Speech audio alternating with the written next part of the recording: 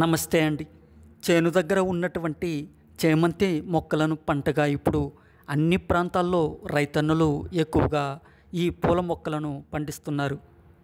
మరియు ముద్దబంతి మొక్కలను కూడా పండిస్తున్నారు. చేమంతి అని కొన్ని ప్రాంతాల్లో పిలుస్తారు, మరియు చామంతి అని కూడా పిలుస్తారు.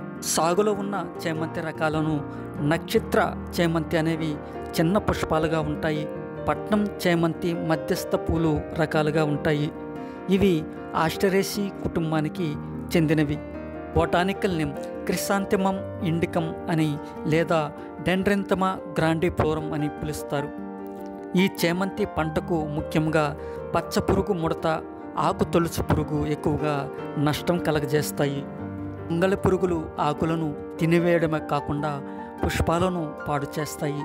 నివారణకు మలాథియాన్ 5% పొడి 8 కిలోలను కానీ లేక క్యూనాల్ పాస్ పొడి 8 కిలోలు ఎకరం విస్తరణలో చల్లుకోవాలి. లేదా ఎండోసల్ఫాన్ 2 మిల్లీలీటరు నీటితో కలిపి పిచికారీ చేసుకుని ముందుగానే మొక్కలను గుర్తించి నివారించగలిగితే మంచి దిగుబడినిస్తాయి. ఈ చామంతి పుష్పాలను పొలాల దగ్గర చూడడానికి ఎంతో అందముగా కనిపిస్తాయి.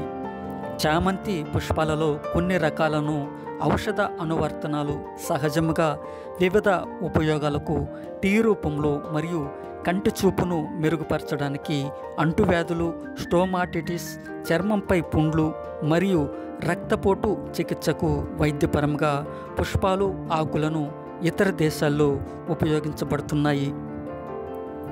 ముద్దబంతి ప్లాంట్ బొటానికల్ నేమ్ టాగేటస్ అని సాధారణంగా మ్యారీగోల్డ్ అని కూడా పిలుస్తారు.